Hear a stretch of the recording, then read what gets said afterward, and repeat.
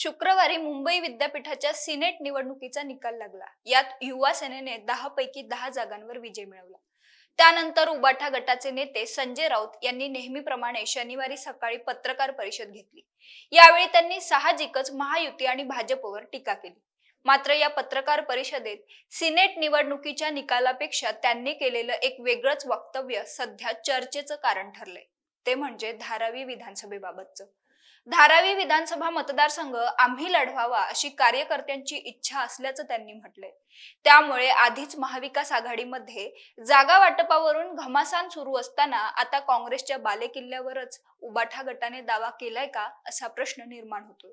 तर संजय राऊत नेमकं काय म्हणाले आणि धारावी विधानसभेवर दावा करून उबाठा गट आपला डाव साधणार का याबद्दल जाणून घेऊया या व्हिडिओतून। नमस्कार, मी अवंती भोयर आणि कॅमेऱ्यावर आहे आलेख चाळके।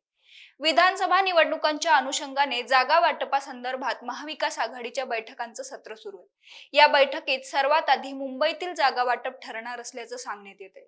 मुंबईत विधानसभेच्या 36 जागा आहेत। यातील 20 ते 22 जागांवर उबाठा गटाने दावा केलाय, तर काँग्रेसनेही यातील काही जागांची मागणी केली आहे। याशिवाय शरद पवार गटाने मुंबई शहर आणि उपनगरातील मिळून 7 जागा लढवण्याचं ठरवले, अशी माहिती काही दिवसांपूर्वी पुढे आली होती।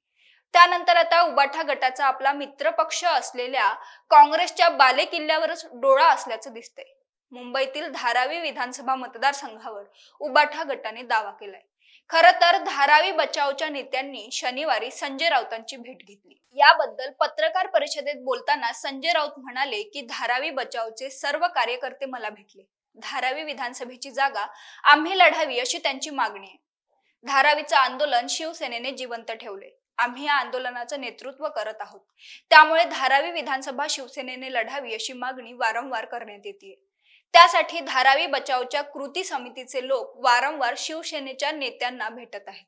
आज पुन्हा ते माझ्याकडे आले होते। मी त्यांची भूमिका उद्धव ठाकरेंच्या कानावर घालेन, तसंच याबाबत काँग्रेस हायकमांडशीही चर्चा करणार आहे असं सांगत राऊतांनी धारावीच्या जागेवर एक प्रकारे दावाच सांगितलाय।